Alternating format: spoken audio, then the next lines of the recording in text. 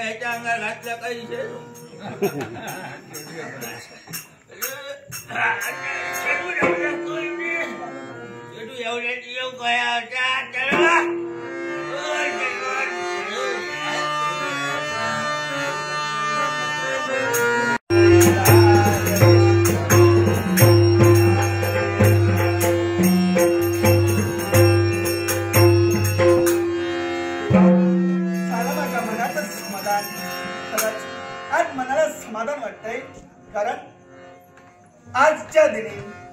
आठवण येऊ लागली ती माझ्या धर्मपत्नीची कारण आज कित्येक दिवस झाले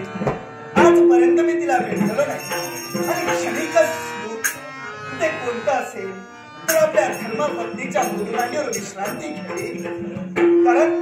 न्यायदान करता